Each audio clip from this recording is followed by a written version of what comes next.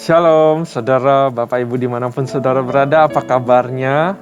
Sudah semangat untuk baca firman Tuhan ya saudara kita pada sekarang ini. Dan kita mau puji dan sembah Tuhan dulu, muliakan Dia dulu di atas segala sesuatu, di atas segala yang akan kita lakukan.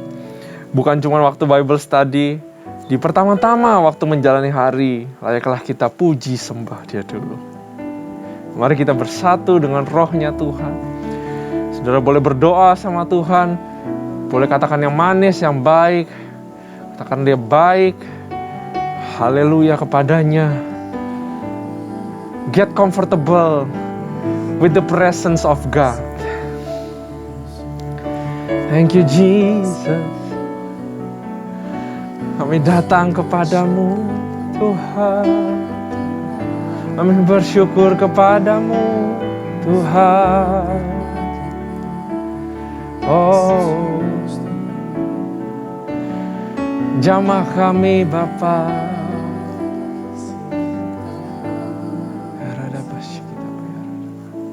Saat ku masuk ke hadirat-Mu, ku tersungkur dan sembah-Mu. Kami sembah Ku persembahkan korban syukurku, terima kasih yang terbaik bagimu.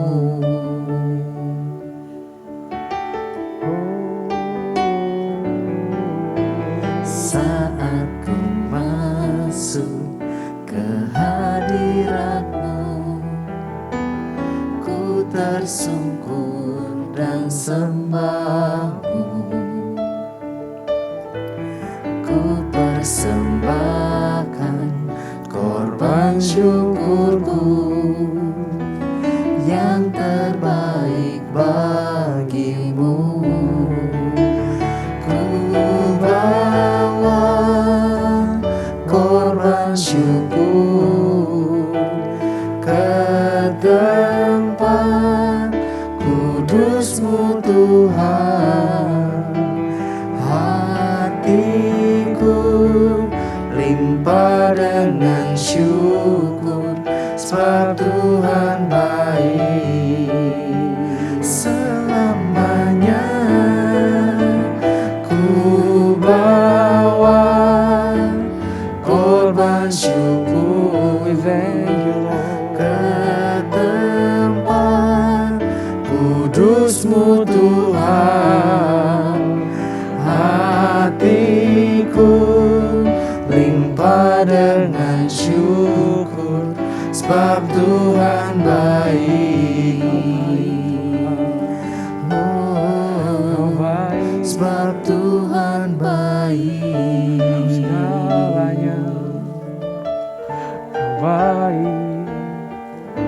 Saat ku masuk ke hadirat-Mu, Nikmati Tuhan, ku tersungkur dan sembah. tersungkur kami sembahkan. Ku persembahkan korban syukurku, yang terbaik bagimu. Saat ku masuk ke hadirat-Mu, ku tersungkur dan sembah-Mu. Ku persembahkan korban syukurku, yang terbaik bagimu. Ku bawa korban syukur ke tempat kudus-Mu Tuhan. Hatiku limpah dengan syukur, sebab Tuhan baik. Selamanya ku bawa korban syukur ke tempat kudus-Mu Tuhan. Hatiku limpah dengan syukur, sebab Tuhan baik selamanya. Ku bawa korban syukur ke tempat kudus-Mu Tuhan. Hatiku limpah dengan syukur, sebab Tuhan baik. Oh, sebab Tuhan baik.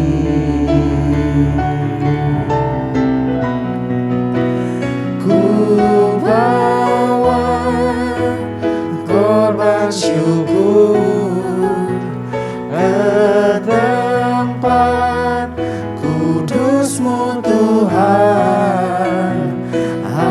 Hatiku limpah dengan syukur, sebab Tuhan baik selamanya. Ku bawa korban syukur ke tempat kudus-Mu Tuhan. Hatiku limpah dengan syukur, sebab Tuhan baik.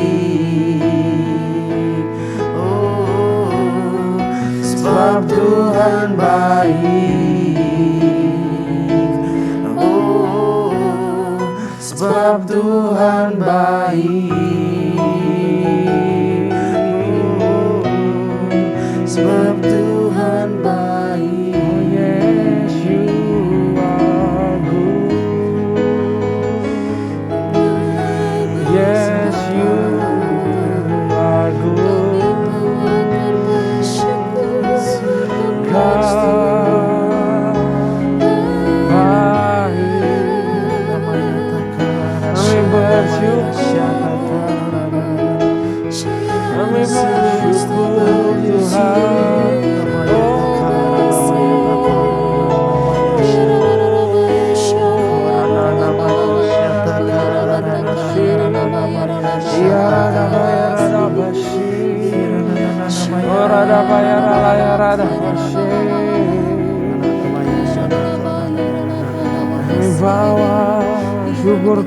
Tuhan. Kami bawa syukur kami Tuhan.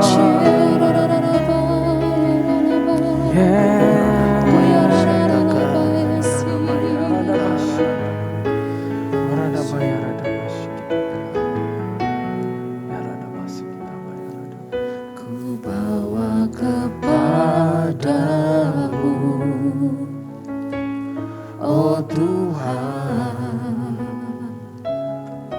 persembahanku ini. Ku ingin Engkau menerima korban syukurku melalui pujian.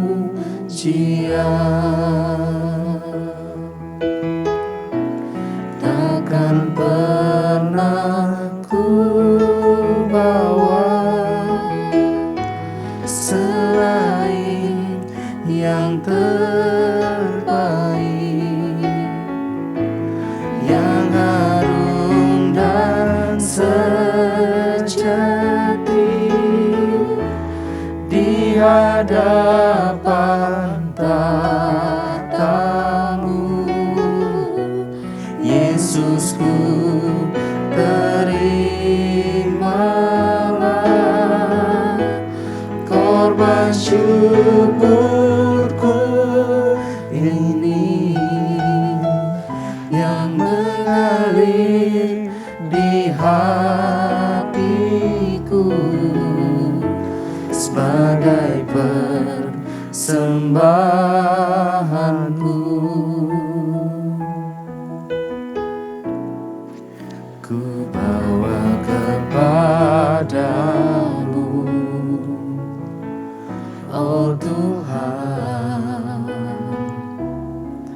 persembahanku ini.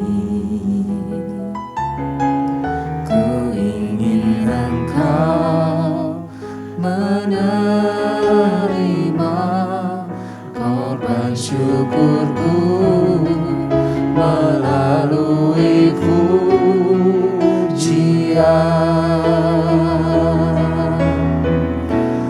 Takkan pernah ku bawa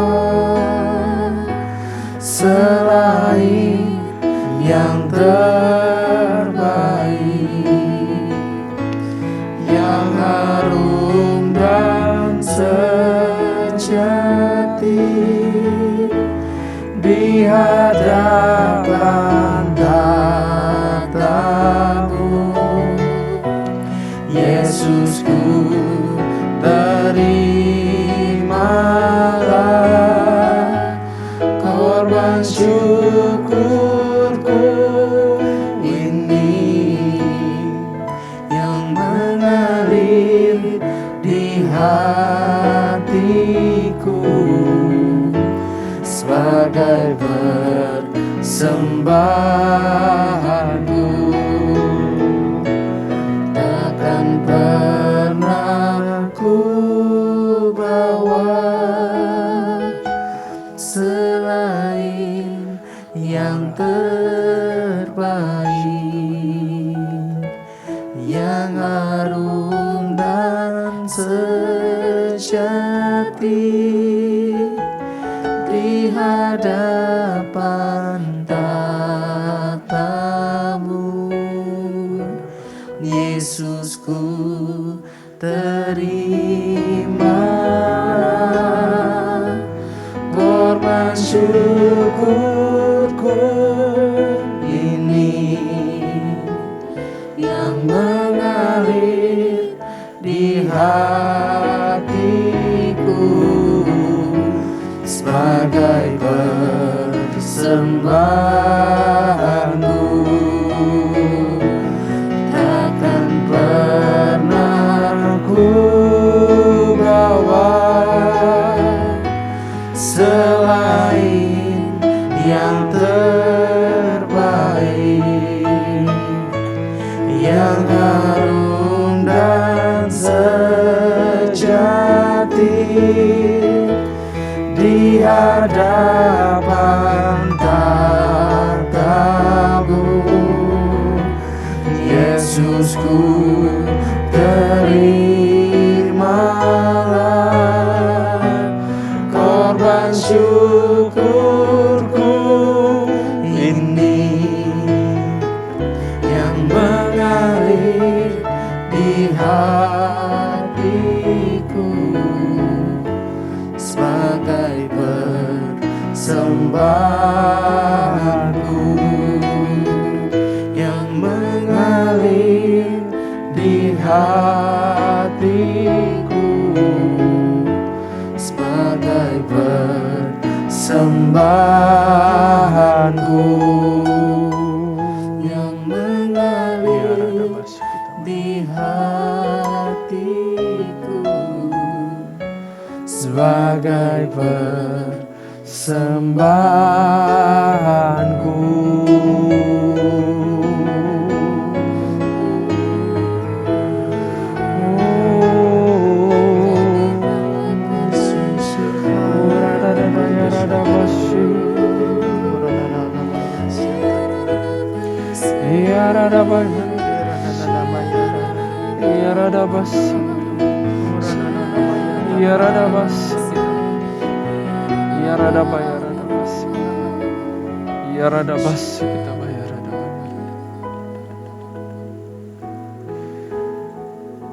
Tuhan, dengan apa kami balas Engkau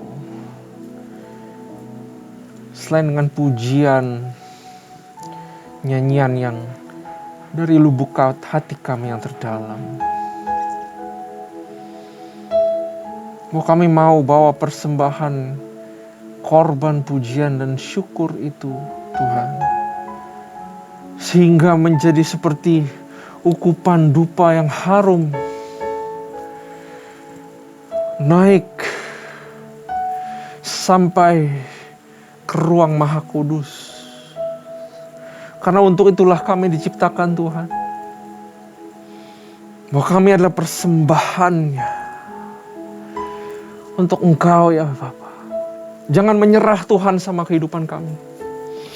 Bentuk kami menjadi sesuatu yang indah, yang berkenan di hadapan-Mu. Berkati urapi kami yang mau belajar semua firman-Mu.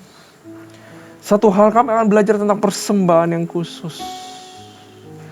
Di mana di balik persembahan yang khusus ada hati yang benar. Kami siap belajar hanya di dalam nama Tuhan Yesus. Haleluya. Amin. Damai sukacita, salam sejahtera sekali lagi ya buat kita semua. Saudara, 2 lagu tadi membawa kita untuk memberikan satu persembahan yang paling berkenan dan layak di hadapan Tuhan. Di balik nyanyi-nyanyian dan puji-pujian, harus ada hati yang bersih, harus ada hati yang justru itu yang dipersembahkan kepada Tuhan, saudara. Mungkin saudara nyanyinya nggak gitu hebat, saya juga nggak hebat. Asal hati kita benar-benar tertuju kepada Tuhan, maka Dia disenangkan, saudara. Ya, hari ini kita belajar dari Keluaran yang ke-35 di 34 tentang 2 loh batu lagi, hukum Taurat yang dituliskan kembali. Dan 35 ini tentang di dalam kemah sucinya, tentang apa yang harus dibawa saat menghadap kepada Tuhan. Itu esensi daripada Keluaran 35. Tadi saya udah kasih kisi-kisi, esensinya adalah hati, saudara. Karena itu, Bapa, kami berdoa buat hati kami menjadi hati yang bersih dan hati yang mau dibentuk Tuhan untuk menerima firman-Mu ya Bapa. Kami bertobat, kami minta ampun apabila masih ada dosa dan ada konflik. Ampuni kami ya Bapa. Thank you Jesus. Ya. Nah, Keluaran 35. Saudara siapkan Alkitab, jangan cuma dengar ya, Saudara. Tapi saudara juga harus baca Alkitab, harus tulis, harus catat apa yang saudara dapat. Ya, itulah kalau kita mau belajar untuk baca Alkitab, saudara, Bible Study. Ayat 35, 1-3, sedikit pengulangan, tapi nggak apa-apa kita baca. Peringatan untuk menguduskan hari Sabat. Hari Sabat sudah dijelaskan peraturannya untuk apa semua di Keluaran 31. Nah, ini eksekusinya sebenarnya, saudara. Lalu Musa menyuruh berkumpul segenap jemaah Israel dan berkata kepada mereka, inilah firman yang diperintahkan Tuhan untuk dilakukan. 6 hari lamanya boleh dilakukan pekerjaan, tetapi pada hari yang ke-7 haruslah ada perhentian kudus bagimu, yakni Sabat, hari perhentian penuh bagi Tuhan. Setiap orang yang melakukan pekerjaan pada hari itu haruslah dihukum mati. Janganlah kamu memasang api dimanapun dalam tempat kediamanmu pada hari Sabat. Ya, kita lewatin aja karena hari Sabat sudah dibahas, saudara, di Keluaran 31. Nah, kita masuk pada perikop persembahan khusus untuk mendirikan kemah suci dan untuk kebaktian di dalamnya. Ya, ini menarik sekali, saudara. Mulai dari ayat 4. Berkatalah Musa kepada segenap jemaah Israel, inilah firman yang diperintahkan Tuhan, bunyinya, ambillah bagi Tuhan persembahan khusus, garis bawahi, saudara, persembahan. Ya, ambillah bagi Tuhan persembahan khusus dari barang kepunyaanmu, garis bawahi juga kepunyaanmu. Setiap orang yang terdorong hatinya juga garis bawahi, harus membawa sebagai persembahan khusus kepada Tuhan. Ada emas, ada perak, tembaga, kain ungu tua, kain ungu muda, kain kirmisi, lenan halus, bulu kambing, kulit domba jantan yang diwarnai merah, kulit-kulit lumba-lumba, kayu penaga, minyak untuk penerangan, rempah-rempah untuk minyak urapan, dan untuk ukupan dan wangi-wangian. Permata krisopas dan permata tatahan untuk baju efod dan untuk tutup dada. Segala orang yang ahli di antara kamu haruslah datang untuk membuat segala yang diperintahkan Tuhan, yakni kemah suci, atap kemahnya dan tudungnya, kaitannya dan papannya, kayu lintangnya, tiangnya dan alasnya, tabut dengan kayu pengusungnya, tutup perdamaian, mersisit ya, dan tabir penudung, meja dengan kayu pengusungnya, segala perkakasnya, dan roti sajian. Roti sajiannya ada 12, saudara, melambangkan 12 suku Israel sebenarnya. 14, kandil untuk penerangan dengan perkakasnya, itu menorah yang ada 7, saudara, itunya, lampunya. Lampunya dan minyak untuk penerangan. Mezbah pembakaran ukupan dengan kayu pengusung. Itu pembakaran ukupan itu yang untuk rempah-rempah itu ditaruh di situ. Ada harum. Tirai pintu untuk kemah suci ayat 16, mezbah korban bakaran dengan kisi-kisi tembaganya, kayu pengusungnya dan segala perkakas, bejana pembasuhan dengan Allah. Jadi ada altar, ada mezbah untuk persembahan untuk binatang, dan juga ada bejana untuk membasuh bagi imam. Ayat 17, layar pelataran, tiangnya, alasnya, tirai pintu, gerbang pelataran itu, patok kemah suci dan patok pelataran dan talinya, pakaian jabatan untuk menyelenggarakan kebaktian di tempat kudus, dan pakaian kudus bagi Imam Harun, dan pakaian anak-anaknya untuk memegang jabatan imam. Lalu pergilah segenap jemaah Israel dari depan Musa setelah Musa kasih perintah. Sesudah itu datanglah setiap orang yang tergerak hatinya. Tergerak hatinya, garis bawah lagi. Tergerak hatinya membawa persembahan khusus kepada Tuhan untuk pekerjaan melengkapi kemah pertemuan dan untuk segala ibadah di dalamnya dan untuk pakaian kudus itu. Saudara, sebenarnya kalau sudah ada hati yang terdorong untuk memuliakan Tuhan, sudah ada worship, kita sudah beribadah sebenarnya. Tapi karena ini sedang pembentukan suatu ibadah, maka lain ya saudara artinya. Tapi bagi kita semua di zaman now sekarang, hati kalau benar, there is worship. Hati kalau benar, itu seperti ukupan yang terus menyala, harum di hadapan Tuhan ya. Ayat 22, maka datanglah mereka baik laki-laki maupun perempuan, setiap orang yang terdorong hatinya. Lagi garis bawahi lagi saudara, terdorong hatinya, dengan membawa anting-anting hidung, anting-anting telinga, cincin meterai dan kerongsang, segala macam barang emas. Demikian juga setiap orang yang mempersembahkan persembahan untuk unjukan dari emas bagi Tuhan. Juga setiap orang yang mempunyai kain ungu tua, kain ungu muda, kain kirmizi, kemudian juga lenan halus, bulu kambing, kulit domba jantan, ini warna merah, dan kulit lumba-lumba, datang membawanya. Setiap orang yang hendak mempersembahkan persembahan khusus dari perak atau tembaga, membawa persembahan khusus kepada Tuhan itu. Dan setiap orang yang mempunyai kayu penaga, membawanya juga untuk segala pekerjaan mendirikan itu. Setiap perempuan ahli memintal dengan tangannya sendiri, dan membawa yang dipintalnya itu, yakni kain ungu tua, kain ungu muda, kain kirmizi, lenan halus. Semua perempuan yang tergerak hatinya oleh karena ia berkeahlian memintal bulu kambing. Pemimpin-pemimpin membawa permata krisopras dan permata tatahan untuk baju efod dan untuk tutup dada. Baju efod itu baju yang high priest ya saudara, Harun. Rempah-rempah dan minyak untuk penerangan, untuk minyak urapan dan untuk ukupan dari wangi-wangian. Semua laki-laki dan perempuan yang terdorong hatinya akan membawa sesuatu untuk segala pekerjaan yang diperintahkan Tuhan dengan perantaraan Musa dilakukan. Mereka itu, yakni orang Israel, membawanya sebagai pemberian sukarela bagi Tuhan. Kita habisin dulu ya saudara ya, 30 sampai ayat yang ke-35 adalah pengulangan yang ada di Keluaran 31, di mana Tuhan memperlengkapi Bezalel dan Aholiab. Ini eksekusinya. Berkatalah Musa kepada orang Israel, lihat Tuhan telah menunjuk Bezalel bin Uri bin Hur dari suku Yehuda, dan ia telah memenuhinya dengan roh Allah, dengan keahlian, pengertian, pengetahuan segala macam pekerjaan, yakni untuk membuat berbagai rancangan supaya dikerjakan dari emas, perak, dan tembaga. untuk mengasah batu permata supaya ditatah, untuk mengukir kayu, dan untuk bekerja dalam segala macam pekerjaan yang dirancangnya itu.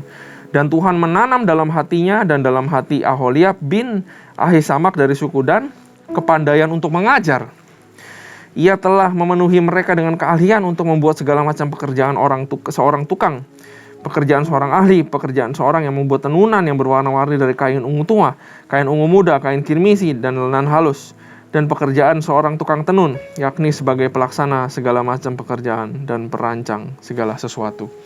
Saudara, kadang-kadang kalau baca Alkitab mungkin kita bingung. Ngapain Tuhan ngomong-ngomong panjang lebar kayak begini ya, ngulang-ulang lagi gitu. Untuk ada inilah, ada itu, sangat detail saudara. Kadang-kadang kita suka nggak tertarik. Dan saat nggak tertarik kita lewat aja gitu. Ya. Tapi saya percaya firman Tuhan yang dituliskan nggak pernah sia-sia.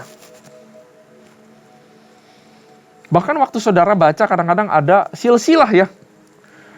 Si ini memperanakan ini, si ini memperanakan ini, wah semua gitu. Saya mana mungkin hafal, buat apa semua ini, saya nggak kenal sama mereka. Karena kita nggak mengerti kok firman Tuhan kayaknya ditulis kok percuma ya, ada bagian-bagian yang percuma gitu. Tapi nggak percuma saudara. Waktu silsilah itu ditulis, kita nggak tahu mereka siapa, tapi Tuhan tahu. Dan Tuhan memperdulikan generasi demi generasi. Begitu juga Tuhan pedulikan kita generasi demi generasi.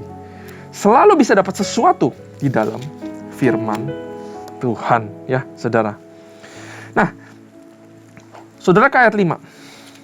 Ambillah bagi Tuhan ayat 5. Ambillah bagi Tuhan persembahan khusus dari barang kepunyaanmu. Tadi saya minta saudara kita garis bawahi kepunyaanmu. Tuhan berbicara kepada bangsa Israel. Kamu harus kasih persembahan khusus dari kepunyaanmu. Kalau saya baca Keluaran, saya bilang bangsa Israel itu nggak punya apa-apa, saudara.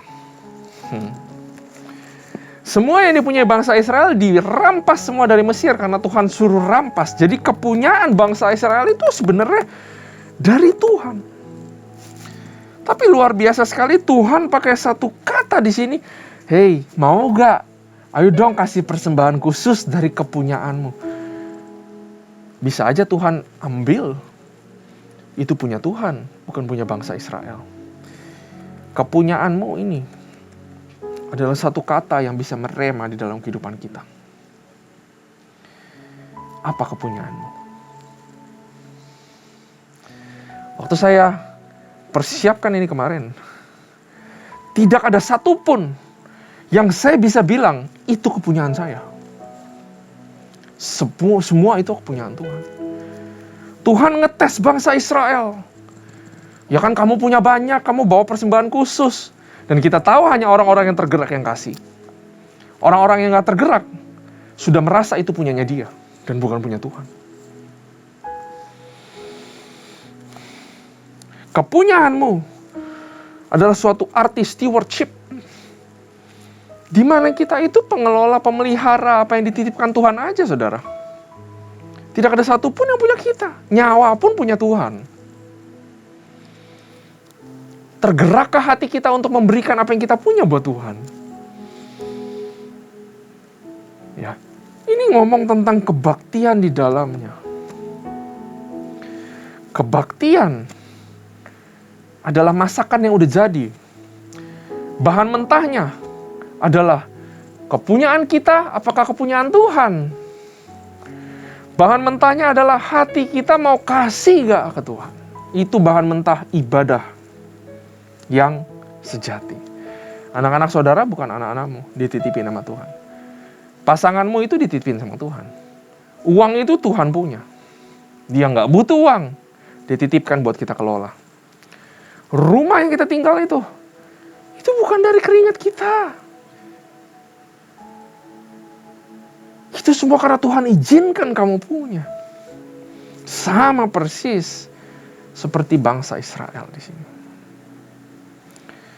Karena itu, kata kepunyaan ini haruslah merema bernengu di dalam pikiran kita. Kalau pekerjaan yang saya punya sekarang, baik pelayanan, itu bukan punya saya. Itu punya Tuhan. maka saya harus mengerjakan dan memeliharanya dengan sebaik mungkin. Amin ya saudara. Ini suatu firman Tuhan itu luar biasa, bisa berbicara kepada kita semua, saudara. Nah, kalau kita ke ayat 19, pakaian jabatan untuk menyelenggarakan kebaktian di tempat kudus. Ini pertama kalinya ada kebaktian. Garis bawahi kebaktian, saudara. Saya mau beritahu bahwa kita bisa salah persepsi bahwa kebaktian adalah untuk kita. Mungkin para pengerja, para pelayan, saya thankful ada para pengerja, ada para pelayan yang melayani sehingga bisa terjadi sebuah kebaktian, benar gak? Sama dengan orang-orang yang berkontribusi di sini, kita berterima kasih kepada mereka bisa ada kebaktian. Tapi kebaktian esensinya itu untuk Tuhan. Bukan untuk kita datang dan kita di-entertain. Bukan untuk kita datang dan kita untuk kita, saya harus ke gereja nih, udah lama nggak terima berkat. Tapi kebaktian itu buat Tuhan. Tapi saya kan lagi sakit hatinya, saya lagi susah.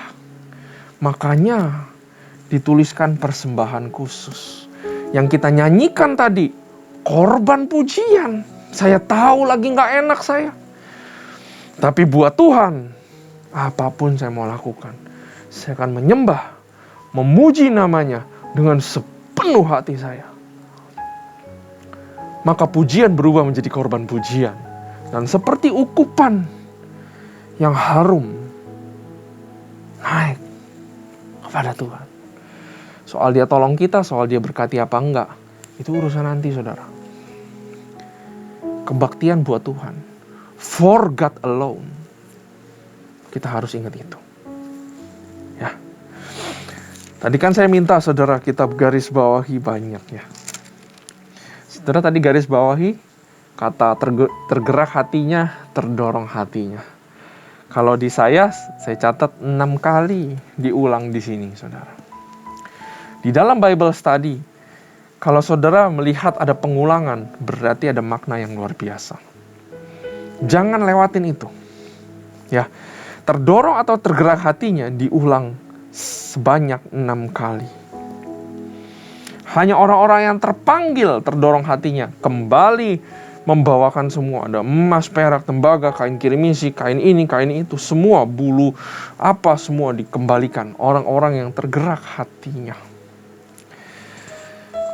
Nah saudara, saya jadi teringat Hagai 1 bilang, apakah sudah tiba waktunya bagi kamu untuk mendiami rumah-rumahmu yang dipapani dengan baik, sedang rumah ini tetap menjadi reruntuhan. Ini berbicara tentang rumahnya Tuhan. Saudara, mari introspeksi, health check ya. Bukan health check tapi heart check. Cek hati kita. Apakah kita masih terdorong untuk sesuatu, untuk kebaikan kemuliaan Tuhan, untuk orang-orang di sekitar kita? Ataukah kita udah jadi orang yang keras hatinya, udah susah untuk jadi orang yang terdorong, untuk susah untuk jadi orang yang tergerak hatinya? Saat kita lihat gereja kita, saat kita lihat komsel kita, saat kita lihat semua, apakah masih kita tergerak hati kita untuk memberikan yang terbaik, untuk kontribusi membangun rumah Tuhan? Ini adalah pertanyaan buat kita semua. Karena tadi saya bilang kebaktianmu percuma. Saudara, maafkan saya katakan dengan keras bahwa ibadahmu percuma. Doamu percuma. Praise and worshipmu percuma.